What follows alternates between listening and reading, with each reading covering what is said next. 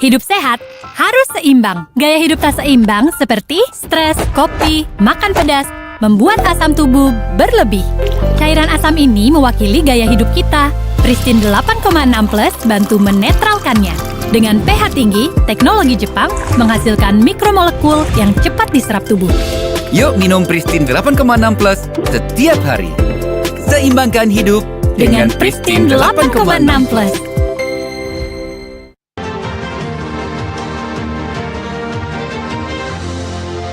Dipersembahkan oleh, didukung oleh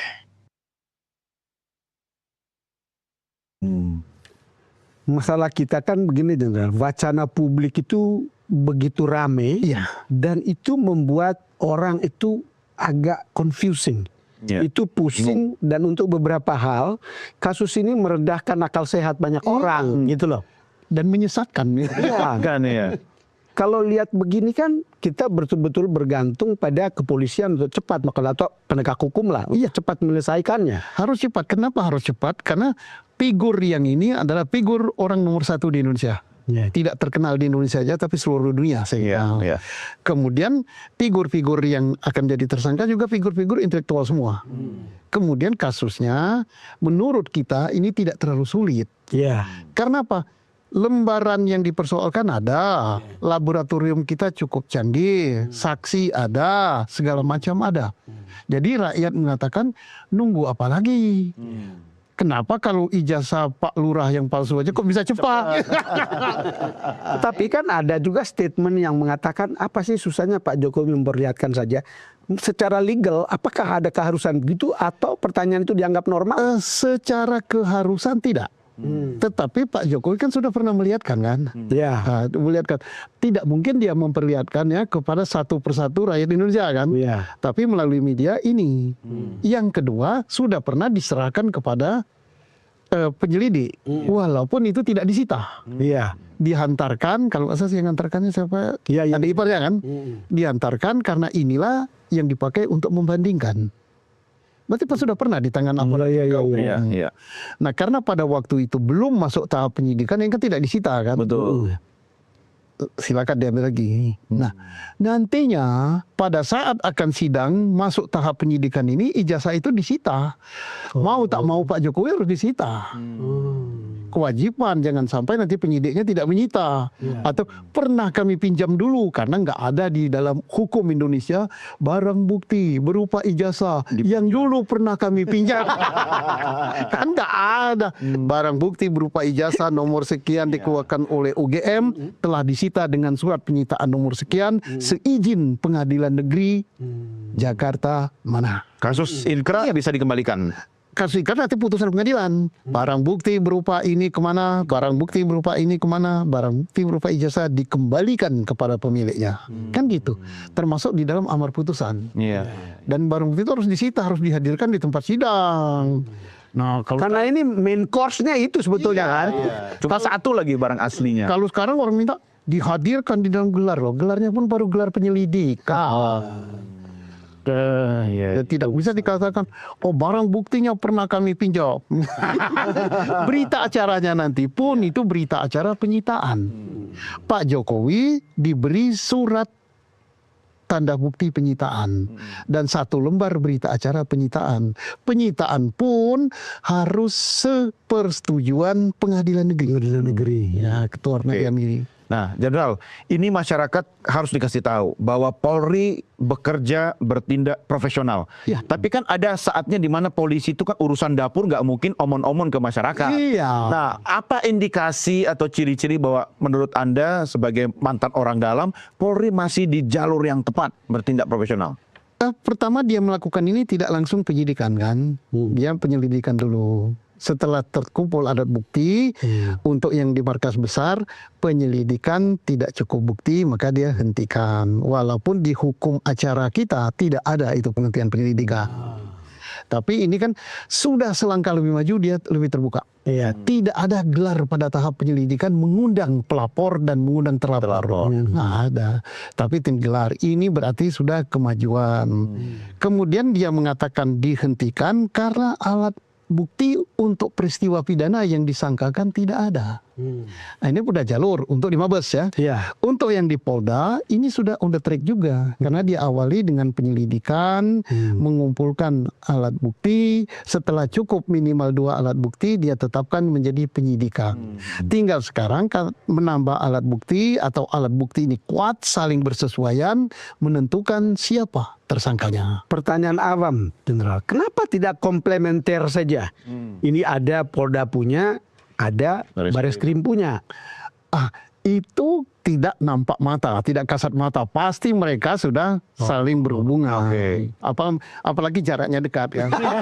Antara Kebayoran, sama-sama Kebayoran ini. Sama-sama Kebayoran. Tidak perlu mampir di warung lagi.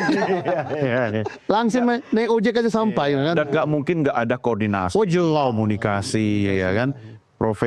Polisi kita kan profesional dan presisi. Dan tidak mungkin dia mengatakan hari ini saya berkoordinasi dengan saya habis teleponan. Dan selalu jadi masalah, Jenderal, soal kepercayaan publik pada polisi. Kan itu kan. Polisi mau bilang begini, tapi banyak juga yang tidak percaya. Itu wajar. Dan itu bentuk kecintaan rakyat pada Polri. Dan Polri pun junior saya harap jangan alergi terhadap ini. Justru pakailah katanya Kapolri.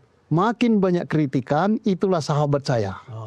Bayangkan kalau Polri kita puji terus, nanti dia terlena dengan pujian. Saya pun kalau dipuji terus lemes gitu.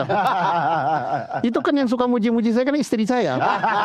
Dipuji-puji akhirnya kantong terbuka. Akhirnya lemes ya. Lemes juga. Padahal udah tahu arahnya. Dia istri muji itu berkehendak. Ada maksudnya. Meski sudah tahu arahnya, tapi tetap aja ya. Tapi kita tahu nggak arahnya kemana nih, Jenderal? Ujungnya di mana nih soal Bareskrim sama Polda ini? Kalau Bareskrim kan pasti mereka udah saling tukar informasi ya.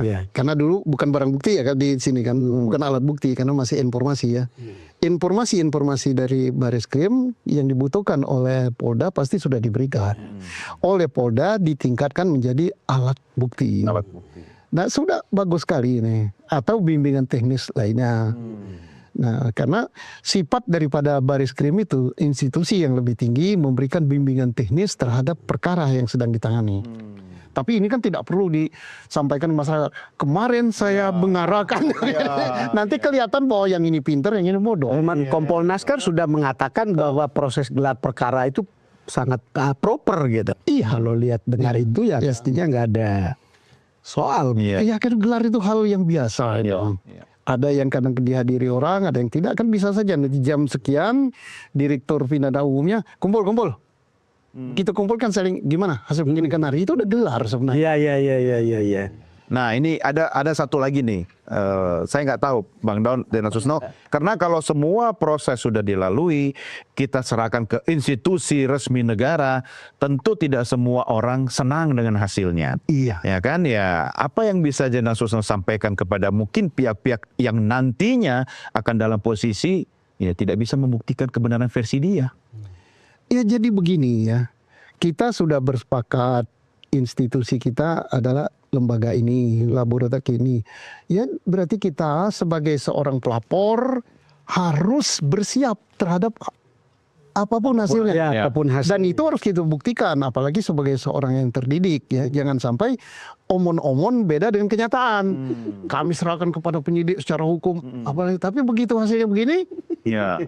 Kalau dibawa ke dunia internasional. Nah, gimana tuh Jenderal? Polisi tidak profesional. Iya, polisinya nggak profesional gitu. Nah, internasional yang mana?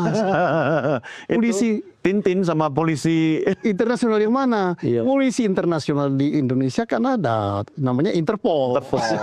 Bukan internasional juga. Atau mau diserahkan pada polisi PBB. Emang ada polisi PBB menyidik kasus ini. Kan nggak mungkin. Jadi ya udah mentok. Kenapa tertinggi penyidik di negara ini untuk pidana umum ya Mabes Polri, Bareskrim. Ya sudah mentok gitu. Harus kita hormati. Ada nggak pengalaman Jenderal Susno ketika melihat seorang pejabat tinggi atau mantan presiden, lalu kemudian dia yang ada dalam sangkut pautnya dengan perkara, ada nggak subjektivitas kepolisian untuk membela atau katakanlah punya preferensi ke Iya. seorang mantan presiden misalnya. Kalau menurut undang-undang itu tidak boleh. Dia Tidak boleh. netral. Dan ini sudah pernah ditunjukkan pada saat Presiden SBY kan. Betul. Presiden SBY melaporkan seseorang, tidak saya sebut, kan Presiden SBY karena menyangkut pribadi dia datang ke penjagaan Mabes. Pencemaran nama baik juga kan. Duduk di kursinya tidak disediakan kursi goyang kayak gini. Ini kursus buat Jenderal Susno. Kursi pelapor juga kan. Saya Sama, tidak berbeda ya. saya nggak tahu di kursi itu ada kutub musuhnya. Jangan sampai nanti ini, wah yang lapor Pak SBY harus duduknya di sofa. Ya tak, semua sama. Dan tunjukkan sama tentang dalam hatinya bagaimana. Like or dislike kan secara psikologis kan ada perbedaan. Ya, hadapi presiden pasti ngetiknya agak gemetar. Oke, tapi intinya kita harus percaya dan kita percayakan kepada Polri. Dan selesailah. Selesailah. Ya kenapa percaya? Keseluruhan ini. Karena Polri sudah kita bentuk, kita beli kekuasaan, ini ngasih kekuasaan Ya, kita. Atas nama hukum. Iya. Iya. Kemudian yang gaji juga kita kan. Betul. Gajian potong pajak kan. Itu gaji polisi. Polisi profesional. Saya harus akhiri, Jenderal. Tetapi, iya, kalau sama Yosudo nggak terasa, Bang Don ya. Tapi satu kalimat, Jenderal, buat penonton kita, edukasi mereka agar mereka juga memahami posisinya dari kacamata hukum, khususnya dari senior polisi seperti apa. Pertama, mari kita berpikir waras, ya, sesuai dengan standar hukum kita. Kita percayakan kepada aparat penegak hukum. Kalau tidak percaya kepada hasilnya, masih ada saluran hukum yang bisa kita gunakan. Entah banding, kasasi, entah PK, ya sebagainya. Kemudian, mohon masyarakat Indonesia jangan terbawa omongan seseorang yang tanpa fakta hukum gitu ya. Ya. Karena semua orang bebas ngomong nggak? Bisa mengarang cerita. Bisa nggak? Oke, tapi saya Lebih pandai orang di luar sana mengarang cerita daripada kita wartawan. Sepak bola, gitu iya. komentator lebih pintar daripada pemain. Coba kalau dia tendang ke sana, Giliran dia yang turun belum tentu. badannya pun jatuh. Tapi Bang Don, saya mau kutip tadi statementnya Jenderal Susno, berpikir jernih. Karena menurut saya, salah satu cara kita bisa berpikir jernih, sering mengonsumsi air bersih. Air bersih. Air jernih tentunya, ya kan? Oke, baik. Jadi kita udah ada. Oke. Jenderal Susno, terima kasih. Terima kasih. Terima kasih. Jangan kapok, Jenderal. Tidak ada Kita kapoknya. diskusi terus di Downcast ya. Merasa ini lebih mencerahkan. Betul, saya merasa dapat 8 SKS dari Jenderal Susno langsung. Saya dapat 9 SKS. Jadi saya sudah berhak dapat master.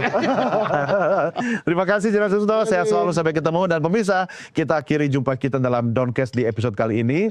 Jangan lupa kita berjumpa lagi di episode berikutnya. Saya Doni The Kaiser. Saya Don Bosco Sulam. Sampai jumpa.